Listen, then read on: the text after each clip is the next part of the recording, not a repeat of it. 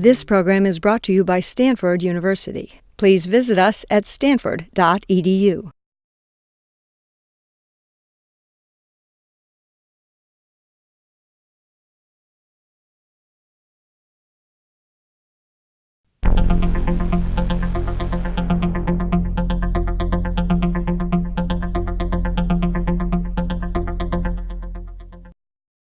This presentation is delivered by the Stanford Center for Professional Development.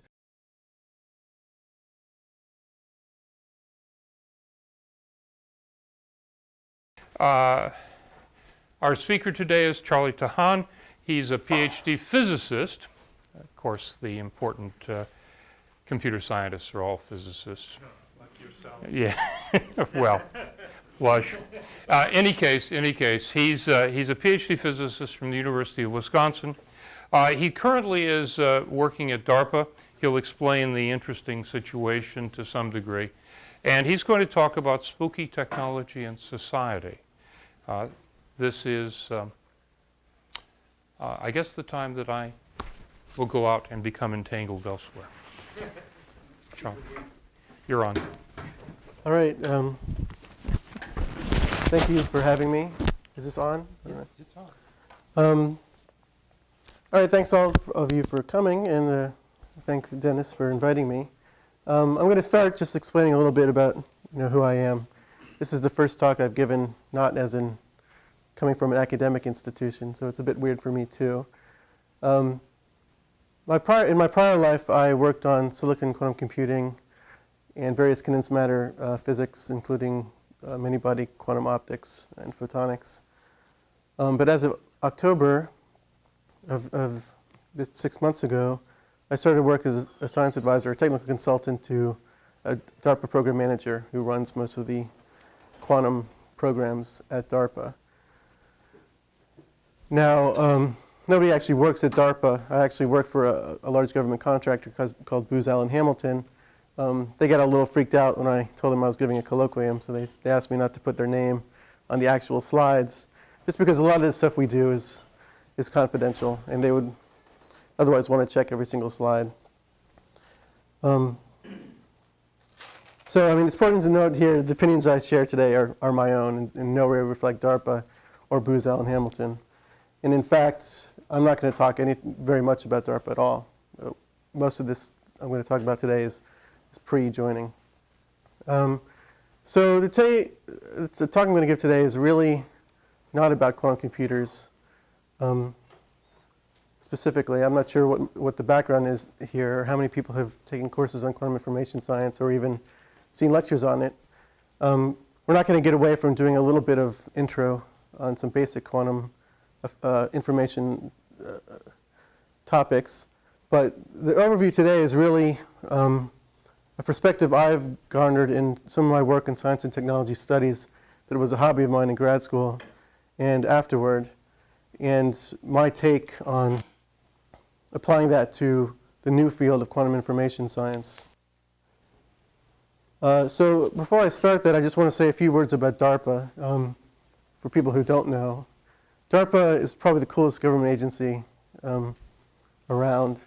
Its whole mission in life is to keep the U.S. from being caught with its pants down. So it was started after Sputnik, and all it does is fund cool stuff, basically.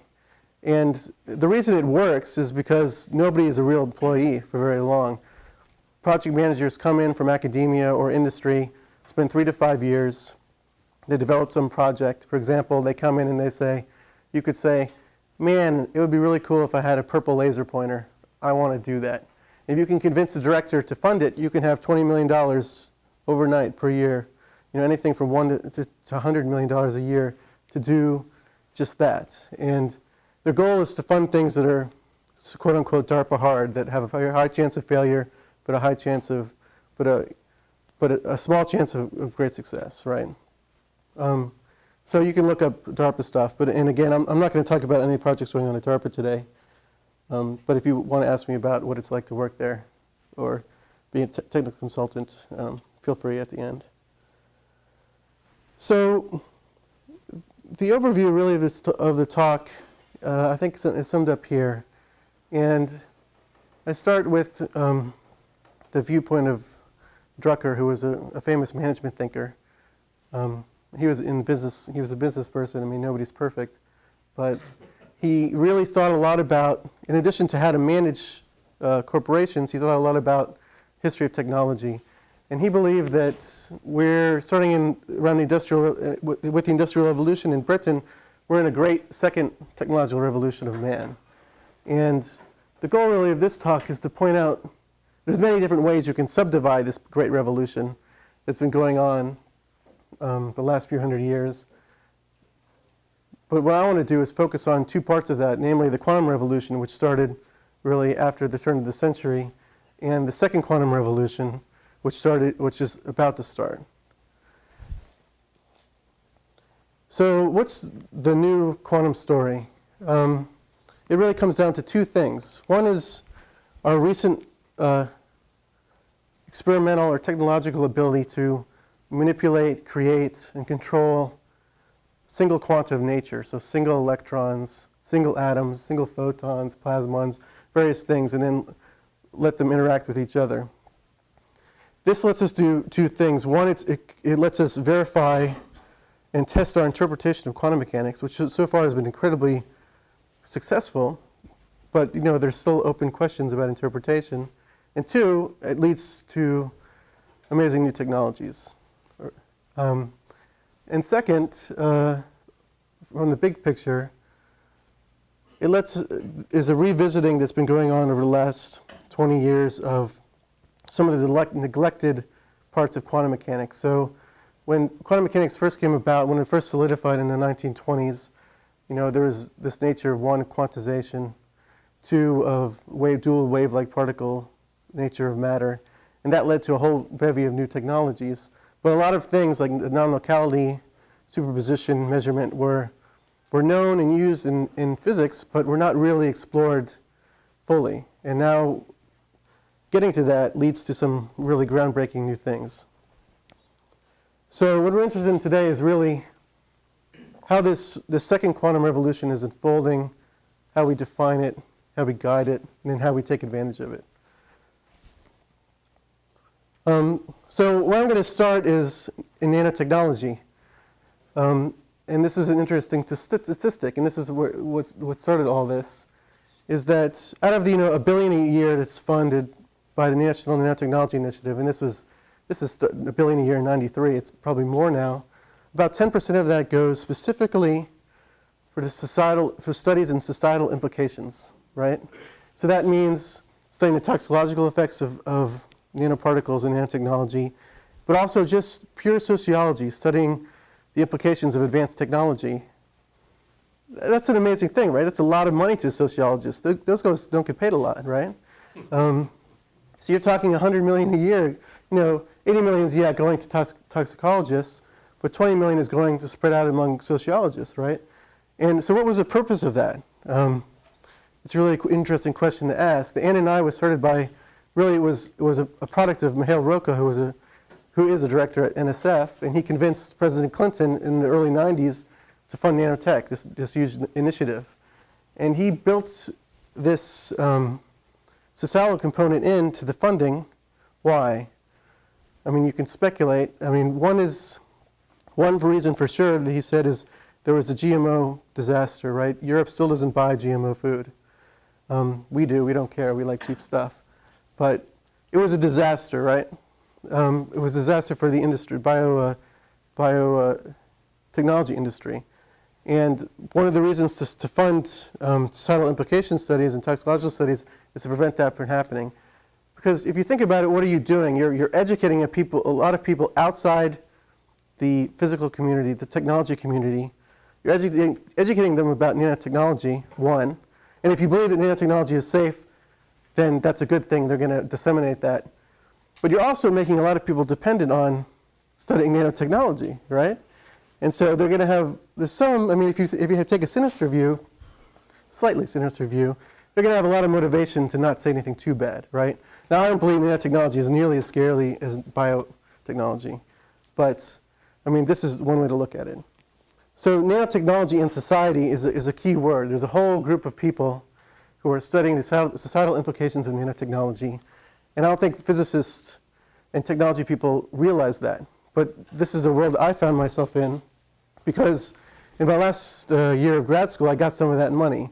So a few professors at Wisconsin, a sociology professor, engineering professor, history of science, public affairs, wrote a grant to the NNI to teach a course on nanotechnology and society. And the idea was to pick a physics grad student and a sociology grad student to teach this course, an undergraduate course.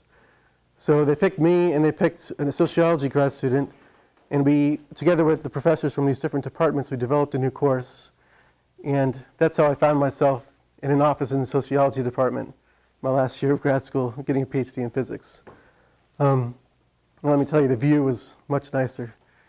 You can see the lake, okay? But in any case, if you're teaching a class on to undergraduates on nanotechnology and society, what's the first question you have to ask? The first question, of course, is what is nanotechnology? And of course, it's totally ambiguous. I mean, everybody's seen pictures like this where they show it's nanometers, 10 to the minus 9 meters. It's really small. Isn't that amazing? Okay. So what is nanotechnology? Well, you can go back to Rocco and you can look at where all the funding is coming from the NNI. They have a big say in what nanotechnology is. So their definition is nanotechnology is the creation of functional materials, devices, and systems through control of matter on a nanometer length scale, exploiting new novel phenomena and properties, physical, chemical, and biological, present only at that length scale. So that's almost everything, right? I mean, that's a very broad definition. And it was done for a purpose that way. Come back to this slide. Basically, Rocco's, and he said this, one of his ambitions was to cause a new space race, right? To convince the US to put massive funding back into physical sciences. And I mean, and the avenue he chose was nanotechnology because it's cool, it's a great word, a lot of people are excited about it. The excitement really came from this second avenue, which is Eric Drexler's popularizing of the word. So Drexler in 1987 or so wrote a book called Engines of Creation, the coming era of nanotechnology. And in it he talked about molecular machines that can self-replicate and turn into gray goo, et cetera, et cetera. And this inspired a lot of science fiction writers and popularization in the press. And nanotechnology became a really cool thing. And what happened was Rocco took that word and he applied it to all the advanced material science, biotechnology, all the stuff that was happening anyway over the last 20 years. And he created an umbrella for a new investment in the physical sciences, which is a great thing, but it's just something we have to be aware of. So out in the community, there's a very bipolar definitions of nanotechnology. One is this machine phase nanotechnology, or what Eric Drexler is calling it now, which is, nanomachines. Second is this reality definition, as I call it, which is advanced materials technology in some sense. So this is the environment going on in nanotech and society, and the history is just I won't go into the history, but this length scale definition of nanotechnology isn't totally bizarre. It turns out that at the nanometer length scale, 10 to 100 nanometers, a lot of coincidences happen. At room temperature, nanoparticles start to exhibit quantization. At less than a micron, various biological effects break down. For example, the blood-brain barrier can't block particles of nanometer size. So there are a few things that happen at the nano scale that are new. There's no question about it, but you have to keep it in context. So in this environment, I came up with a definition for nanotechnology, really that focused on all the worries. I mean, as far as you hear, now a lot of people, of course physicists are going to say, I'm a nanotechnologist if they're going to get money, right? So a lot of people who are doing mesoscopic physics or various types of advanced material science are now nanotechnologists. At the same time, there's all this gray goose stuff out there. So Greenpeace, ETF, various organizations are calling for complete moratorium on all nanotechnology, right? So now in this huge umbrella, term that governs all materials, advanced materials technology, we could have a moratorium on everything, right? So I redefined the definition really just to deal with nanoparticles, where the real toxicological problems could be, right? So let's just end that. So in whole, the nanotechnology was a great unifying force, but is it really interesting to science and technology studies person? And you have to say no. Once you get besides the naming mess and the risk, the toxicological risk, you start to ask, what's so interesting about it? And the context, this was a hobby for me at the time. What I was really working on was quantum information physics. So I was working on making a quantum computer in silicon and various quantum devices. And I really came to think that all these science and technology studies people are missing the boat. The really cool stuff is happening in quantum information. So that's how this topic came about. So here's the big picture. I know there's too much text on this slide. But basically, around the 1920s, quantum mechanics was a good interpretation of quantum mechanics that we could apply to experiments happened. And 15 years later, in the 1940s, almost to a T, a number of quantum-based technologies came out. The atomic bomb, the transistor, NMR, the laser. This was really the first revolution based on our knowing that one, particles could be quantized, and two, they behaved like waves, right? So we could finally understand how electron can go through a crystal and describe its mechanics. Now, fast forward to the 80s, people start looking at quantum mechanics from a different perspective and looking at the stuff that was in the mathematics, but people didn't really think about using for technology. This is superposition, entanglement, coherence, measurement, and we'll get to those. But they're also going to lead to a lot of new technologies. Technologies for computing, for communication, for imaging, etc. And it's important to note that this is a widely held belief in the community, and Dowling and Milburn got here first, and I would encourage you to go look at their paper for more details. So historically, quantum computing developed over the 80s, and the really interesting point came in 1998, where it became okay to get a PhD. And that's when, first of all, Peter Shor came up with an algorithm that was actually useful for something that was based on quantum principles, and this was for factoring prime numbers and breaking RSA encryption. And he showed that error correction on quantum systems were impossible. In other words, quantum computers aren't analog computers. They can be made digital. And so at this point, it was okay to get a PhD. Before that, you were doing foundations of quantum mechanics. You probably weren't going to get a job. And that's just the way it is. So I'm going to give 3 quick slides on the basics of quantum information theory, and it's okay if you don't get it, because we're going to quickly go through them. Basically, the foundation is, instead of zeros and ones, you have, and I'm sorry if this is a cliche, it's a cliche to me now, but instead of zeros and ones of your classical bit, you have qubits, which can be in 0 and 1 states. So a qubit would be represented by a 2 vector, 1, 0. I don't have a pointer, but 1, 0 or 0, 1 for the 2 states up and down, or any superposition around a sphere. And when you add 2 or 3 photons together, your vector grows exponentially as 2 to the n elements. So if you have 3 qubits, then you have a vector of 8 that describes the complete quantum system. Okay? Measurement-wise, what makes it really different from the classical thing is that when a qubit is was in the superposition, and you measure it, you'll get some probability of 0, either 0 or 1, given by the amplitude of the wave function. I'm sorry I'm getting too technical. The way to think about it is this. Imagine that Newton saw an apple falling from the tree, and when he looked at it, it went back up. It's not, whereas in classical mechanics, when you observe something, nothing happens. Purple is quantum. Is it quantum? No, it's red. So in classical physics, when you observe something happening, nothing changes, right? When you watch the apple fall, it keeps falling. But in quantum mechanics, as soon as you do a measurement, it changes forever. And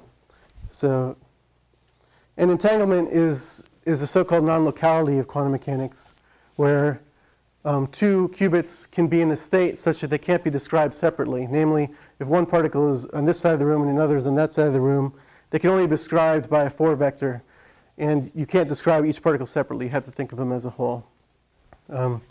This is deep stuff, and I'm glossing over it, but it's okay because it doesn't matter really. What matters is this. And this doesn't say it all, but it says a lot. Basically, this is Shor's algorithm, the only really practical, interesting algorithm for quantum computing. And this is the classical algorithm for factoring a prime number. And what it tells, I mean, if you look at this is taken from Van Meter's thesis on quantum computing, recent thesis. If you look at this, even 1,000 times improvement in computing power hardly shifts you anything on this curve, right? It's an exponential curve. But if you do the same thing on a quantum computer, it's polynomial. So this tells you that there's something there, right? That it's worth at least thinking about quantum effects as a basis for computer science. The other thing that makes quantum information different from nanotechnology is that it's really changing the way physicists communicate with each other and the way they teach new physicists. Really, if you look at textbooks, I mean, courses on quantum mechanics, they haven't changed since the 1920s, except for moving from matrix equations to Dirac notation. But now people are starting to use this new paradigm of discrete quantum mechanics and quantum information to teach new students and to communicate with people in the computer science department and within subfields. So all this led to me introducing, me doing a stupid thing and writing a sociology paper. And in this fall, I had already accepted a job, and I was leaving academia. It was a great time to take a risk and write a paper called Spookytechnology and Society. And the goals I had in it were to base it on the history of nanotechnology, and to start a discussion on the educational and societal issues of quantum information in the physics community, as well as bridge the gap to the science and technology studies community to tell them, look, you should be thinking about this. I don't have time to think about it. Stop thinking about nanotech. Start thinking about something that's really cool. So I proposed new terminology, which is controversial. But more importantly, I think I introduced a new definition for quantum information science and technology, which is broader than what was out there and really seeks to avoid the ambiguity that happened in nanotech.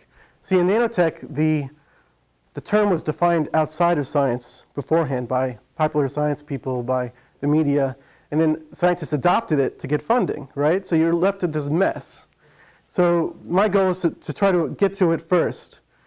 And the reason you can is because quantum is so weird to begin with. It really hasn't, it's not intuitive, so it hasn't really gotten to the public consciousness yet. And also, I wanted something to say at cocktail parties, because once you say quantum information science, I know we like to talk about it, but girls are not going to go out with you if you say quantum information. Let's talk after class, all right? So I try to remind I love this cartoon because I try to remind myself not to be too ridiculous too often, but it was a good time in my life to be ridiculous. So I introduced this word called Spookytechnology, and it comes from Einstein's derisive comment that, this non-locality in quantum mechanics is spooky action at a distance. But I think it's a sexy name. More importantly is the definition, so I'm just going to read it. Spookytechnology encompasses all functional devices, systems, and materials whose utility relies in whole or in part on higher-order quantum properties of matter and energy that have no counterpart in the classical world. These could contain superposition, entanglement, decoherence, along with other aspects that are relevant, and new behavior in many body systems. So what I'm trying to do here is expand the term to beyond just quantum computing or just quantum information-related things to specialized devices that might be based on entanglement or second-order quantum effects. I mean, we have some benefits in the Nano versus Spooky. One is there really aren't any toxicological effects of Spooky technology. It's just, stuff on a chip, basically, or optics. And it's still in the subception phase, so we have a chance to mold things. I've said most of this stuff already. So what was the reaction? Okay, some people liked it, especially non-scientists. That's not really what I wanted to see, especially working at DARPA, but it happens. But the most of them were like this, namely, physicists and computer scientists in the field didn't like it. Physicists don't like anything. We don't like the change. I understand that. And to be fair, we didn't like nanotechnology either, right? But it's okay if we're getting a grant. And so I made a list of, the top, this is top 7 problems people had. By far, number 1 was it reminds me of Casper the Ghost, and girls said that the most. But I'm not going to talk about that. The other ones is David Deutsch, one of the founders really of quantum information, said it was too anthropomorphic. And actually, I was at Cambridge at the time, and the Oxford and Cambridge presses tried to have a battle between me and Deutsch. All I thought was, man, he read my paper, There's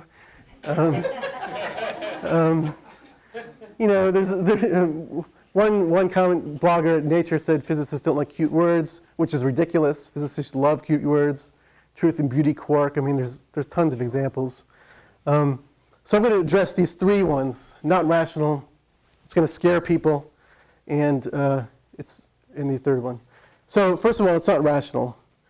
Nanotechnology is not rational. Why would you name a technology over a length scale? It's like saying meter technology includes all these things, right? It's bizarre, right? Nobody would ever do that. But it works because it's cool. That's all. And the second one, it's going to scare people, or it's going to lead to pseudoscience. It's too late, that ship has sailed. Quantum mechanics already leads to these things. Quantum brain, I can quantum mind and healing, quantum ESP, immortality due to quantum mechanics, quantum resurrection. I could do this all day. It's too late,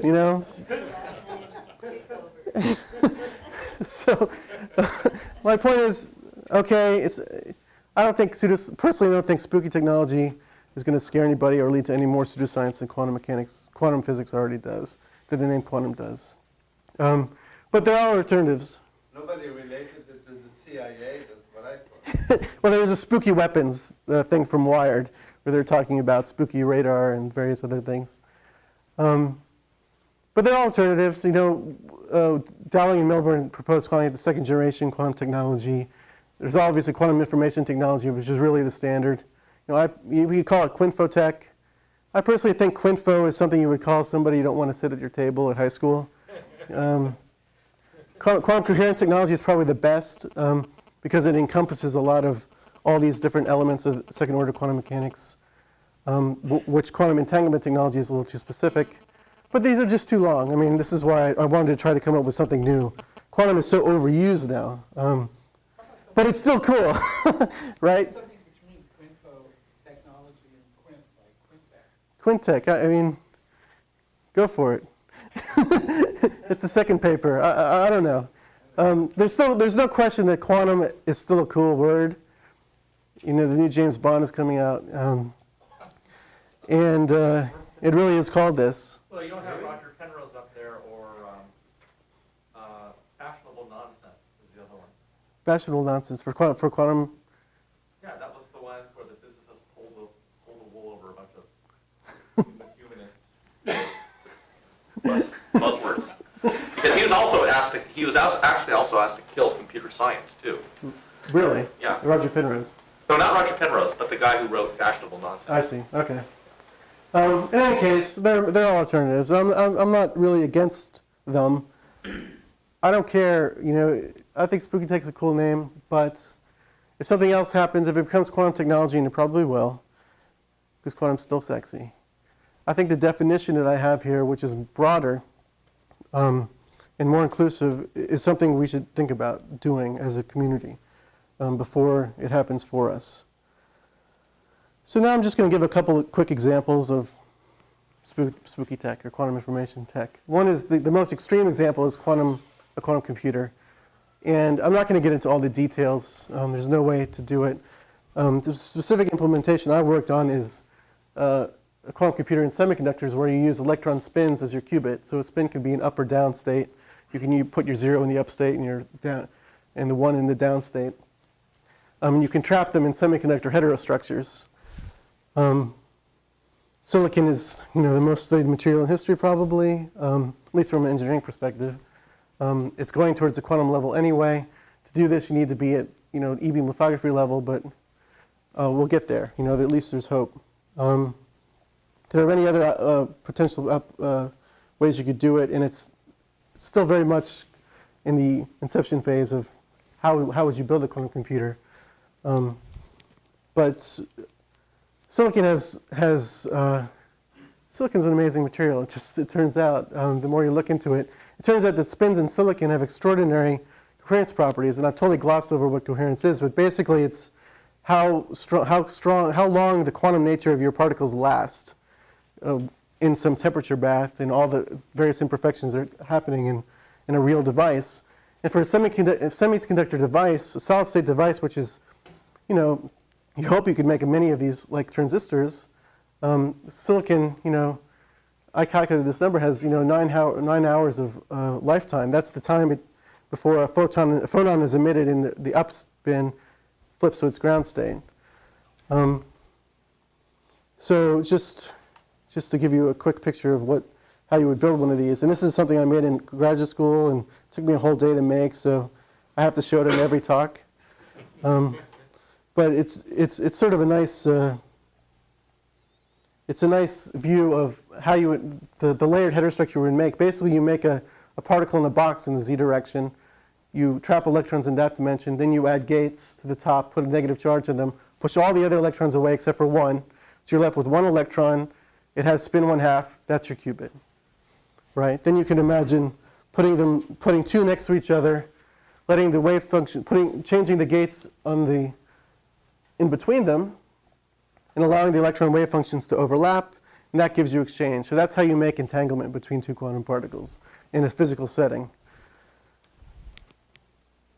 And so this is a nice animation that one of my friends made. But the idea is by changing the potentials on these gates, you can move one electron to each dots and then interact them with each other.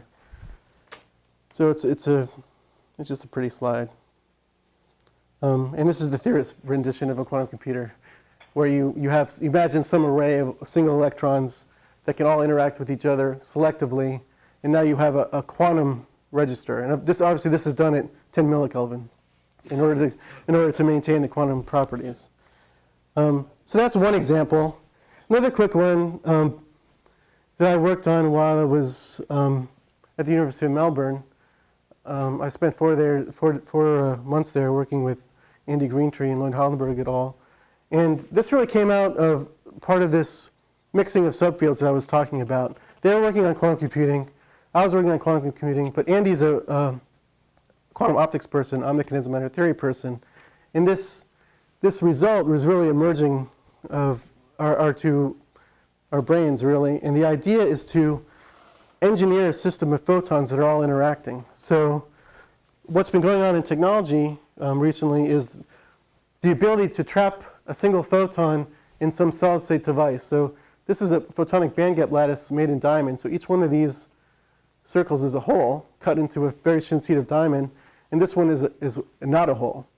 And it turns out that this creates a trap for photons. So when you shine a light on this, a photon will be trapped in this, just like a quantum dot, right? And then what you can do is you can add an atom or a defect, another defect, say a nitrogen vacancy defect, basically a two-layer system, or a quantum dot or a qubit, and you can get the photon and the matter to interact and form a new particle called the polariton, which is part photon, part qubit. And so if you can do that with one, we have this ability now to create a new particle called the polariton. Why not make them interact with each other? And the way to do that is to make a lattice of traps. So each one of these defects is a photon trap. So you can imagine a photon would be trapped here, would be trapped here, here, here, and here. Then you can implant nitrogen vacancies, which are basically, just think of them as two-level systems. It's actually nitrogen implanted in the diamond. It kicks out a carbon, and you're left with this molecular complex. So now you put a two-level system at each one of these photon traps, and when you add photons, these things can interact and create an artificial engineered quantum lattice of photons. And the reason that's really cool is because photons aren't like electrons. We know electrons have negative charge; they hate each other, right? They're not gonna merge. Photons don't even know each other exist. They don't feel any interaction unless they're in some kind of nonlinear material.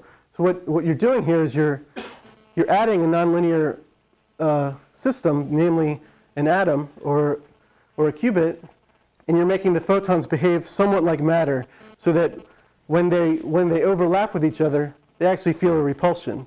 And these photons, even though they're still bosons, they start to behave much more like electrons. So what you've made here, you've taken an atomic approach, single atoms in a cavity, and you've made a condensed matter system, right? You've engineered a quantum many-body system. And there are whole kinds of cool properties that have been developed over the last 30, 40 years by condensed matter physicists. One such state of this system is called the Mott insulator state, where you have exactly one photon in every single site, robustly. You could also imagine using this system as a quantum simulator. One of the initial, Feynman, we always like to go back to Feynman.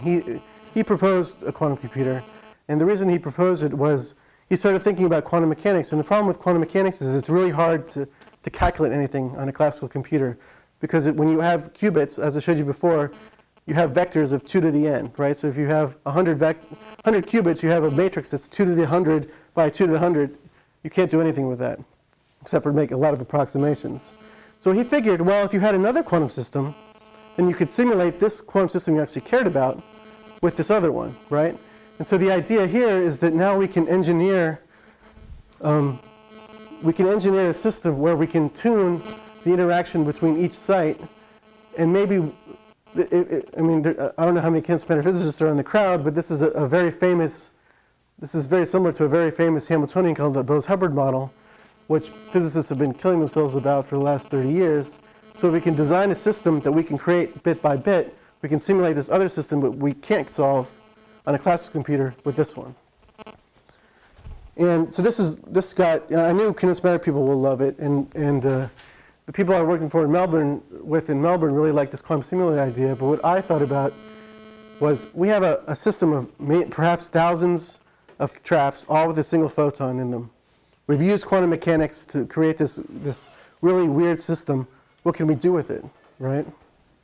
And I get to show off some Stanford research. I was visiting Yoshi Yamamori today, and he took this idea, we call it solid light, and he devised a structure that would create a large number of entangled photon pairs based on this quantum many-body effect. So to me, this is a real example of using our increased technological ability to design quantum systems to bootstrap larger systems, right? So this is the first step to a quantum computer. We're sort of re-engineering all the many-body systems that we figured out in the last 50 years, like Bose-Einstein condensation, like quantum Hall effects, superconductivity. Now we're getting to the point where we can go the other direction. We can start with the single cells, enforce interactions, and create technology based on this many-body effects. I'm going to skip phase estimation. So those are two examples of Spookytech. One is the straight-up quantum information, a quantum computer. The other is a quantum many-body system that we've engineered from the ground up. Now I just want to end with some discussion of, I think, where we are in the world. I couldn't find any data on international statistics, but I can guess that this run up in the number of PhDs granted by the U.S. that happened after World War II is now happening in the rest of the world. And if you look at the number of papers coming out in Spookytech or quantum information, and we've divided it here into quantum computation and quantum communication, you see that America is really not leading. We're not the only game in town anymore. And the same story is with Nanotech. This is a worldwide race, and the point is that it's ours to lose. And I think one of the motivations of Spookytech in my article was really to get people thinking. So 6 months on, if you type in Spookytechnology into Google Trends, it hasn't really caught on yet. We all heard a tear crying. But who knows? It took a good 20 years for Norio Noguchi's. I mean, nanotechnology was coined in 1974, and it didn't become popular until 1990. So we'll see. And I'm just going to end with this quote from Peter Drucker. It is not only the speed of technological change that creates a revolution, it is its scope as well. Above all, today, as 7,000 years ago, technological developments from a great many areas are growing together to create a new human environment. And I think it's our duty as technologists to try to guide that technological change in the right direction, to contribute to it as much as we can, and to inform people who aren't a part of it about what's going on. So I thank you very much for your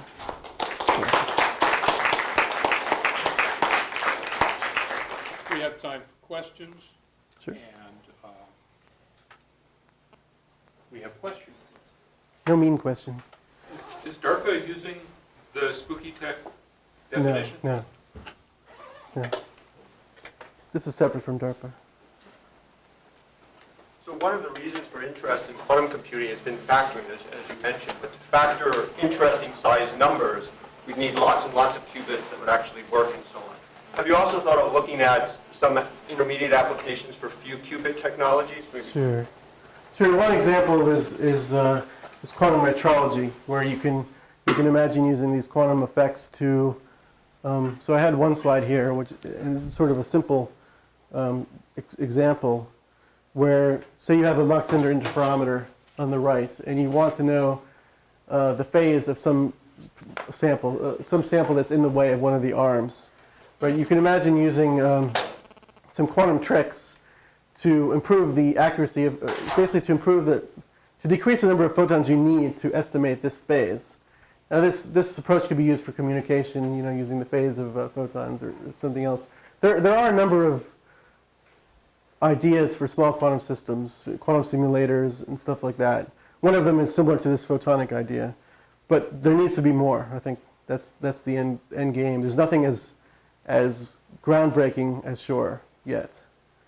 Yeah, well, I mean, you would hope that with a few qubits, it's not going to be as groundbreaking, but it's something you can do sooner. And then Well, the obvious thing is quantum communication, which I totally ignored. But we can now do quantum key distribution. There are commercial things available where you can do communication that's theoretically uncrackable. And the problem now is that the idea is such that it's based completely on quantum measurement. It doesn't use entanglement at all. Basically, you send a photon in some basis, either the up-down basis or the horizontal vertical basis or left and right circular basis. And you know if somebody has cracked your code, you know if somebody's intercepted your code, because as soon as they measure it, they've forced the quantum state either to be up or down, right? It's no longer in a superposition, and the receiver can tell. And so that's the basis of quantum key distribution. The problem now is that you can only send a photon and maintain its coherence about 1 kilometer, maybe 10 kilometers. So what you need is what's called a quantum repeater. And you could do a quantum repeater with maybe a few good qubits, where you distribute entanglement using quantum teleportation, which I haven't talked about, and you basically hopscotch your quantum information over some repeater cycle, which will let you send stuff from New York to LA, so send good coherent photons from New York to LA and do quantum key distribution and thus secure communication. So some banks have used it. I think Magic is the company in the US who sells these things. ID Quantique in Sweden or Switzerland, are selling these systems now, and they're used in little things. But I think that in the near term, that's certainly what's happening. And the quantum repeater is really the next thing that's going to be commercially viable, I think. The news today talked about the toxicity of carbon nanotubes. Not quite quantum effects, but small devices, and said that they were toxic when they got long enough and were sort of comparable to asbestos fibers.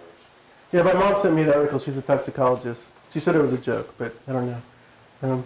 But they were injecting these things into the mice's bloodstream. I mean, that's all I saw of that.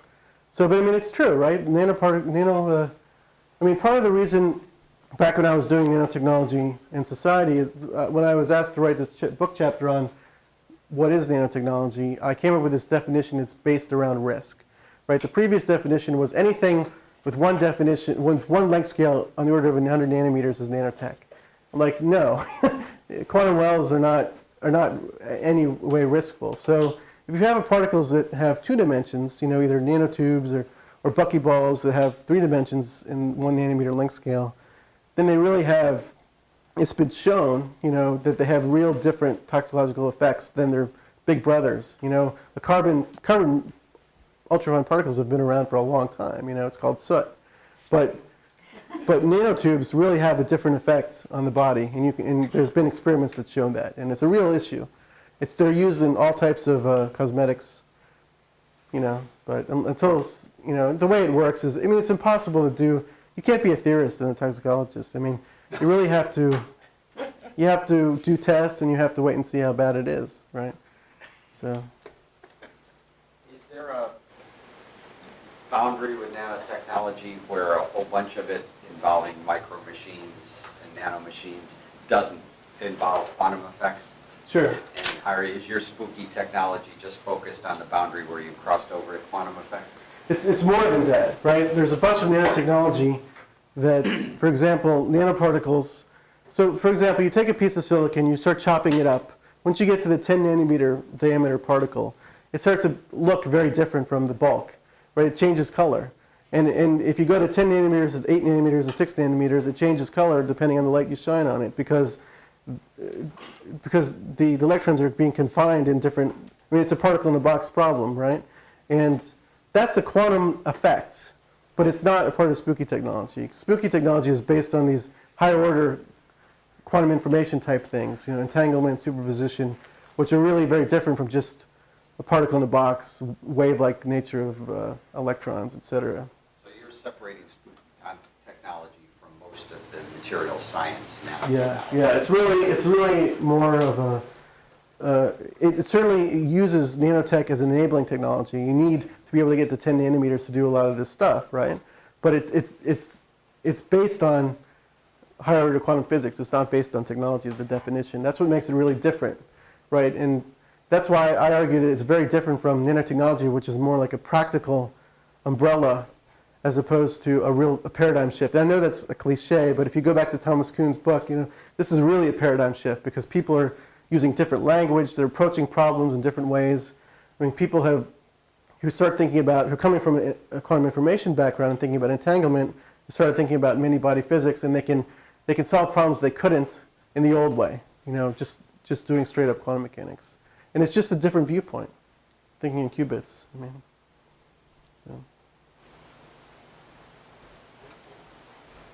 How do you get the nitrogen in the right place? It's really cool. It's actually a long story, but Australia, so I told you back in 1998 was when it became okay to get a PhD, right? And the reason was that there was a number of proposals for quantum computing that were plausible. Very hard, but plausible. One of them was using phosphorus donors in silicon. So if you implant a phosphorus donor in silicon, it's just like at hydrogen. You have one extra electron. You can use that electron, just like in a quantum dot, you can use that as the qubit, spin up and down. So Australia, for whatever reason, Bruce Kane wrote the paper. He was in Australia at the time. They decided they were going to go gung-ho and build a Kane quantum computer, phosphorus donors in silicon. So they had, at one time they had several hundred people working on this. They picked 4 or 5 areas of science and they put all their money into there. One of them was optics and one of them was quantum computing in silicon. And so they developed this incredible materials technology to implant single phosphorus atoms exactly where they want them to within a nanometer in silicon. And they still haven't done any coherent measurements yet because it's really hard. Phosphorus atoms are about 3 nanometers wide. The quantum dots I was showing are 150 nanometers, so you can do E-beam lithography, you can move them around. Phosphorus donors are tough, but all that technology they use to implant can be transferred over to nitrogen vacancy. So what you do is you literally shoot in a nitrogen, and with some probability you get a good nitrogen vacancy center. That's really all they do, and it's based on this implantation of phosphorus. So when I shoot one in, isn't there a spare silicon left over? A spare carbon? Carbon. Well, I mean, look, you're going to get a defect somewhere, as long as it's not near the molecular. So the molecular. No, I mean, look, they've done this and it works. Let me say that. A lot of times it doesn't work, right? So I mean, diamond. I worked on silicon germanium, and compared to straight up silicon, it's a pain in the butt. There's a lot of materials issues. Diamond is an order of magnitude different. It's a long way away. Diamond has a lot of really great properties. It's so hard that it's very effectively cold because there's no phonons. There's a lot of really cool quantum computing properties, but it's really tough material. So you do tend to get defects and stuff. But there has been shown that you can create good NV centers in diamond with this implantation of nitrogen technique. And it's a matter of luck. Sometimes you knock a carbon far enough away that it works. So in these spooky quantum effects, are they all very low temperature effects? Or? No. I had a slide on here. Basically, in a crude way, temperature, you can go either direction. You can make things smaller or you can make things colder. The smaller you get, the more quantum it is. The colder you get, the more quantum it is. So if you have something really small, it can have... Small and cold is best. Small and cold is best. But diamond, on the other hand, because it's so hard, you can have real quantum effects at room temperature. You can have coherence times on the order of microseconds at room temperature. And so silicon, most devices at 10 millikelvin you have microseconds lifetimes. But because diamond is a special material with no phonons, it becomes very... once you actually start to think about building a quantum computer, you get into real condensed matter physics, semiconductor physics, materials physics. So you have to think about, do the nuclei have spins? If the nuclei have spins, that they'll affect the coherence of your electron spin. So carbon, as it happens, has all spin zero nuclei. It has very little phonons because the biotemperature is so high. So you can have quantum effects at room temperature. And certainly when you deal with photons, because they have no mass, they're effectively quantum all the time. So if you have, you can create waveguides at room temperature that behave completely quantum mechanically. Any other questions? Thank you Thank you very much.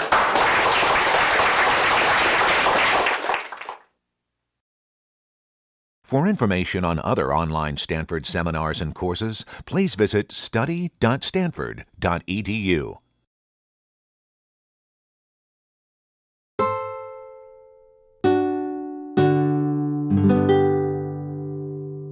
The preceding program is copyrighted by Stanford University. Please visit us at stanford.edu.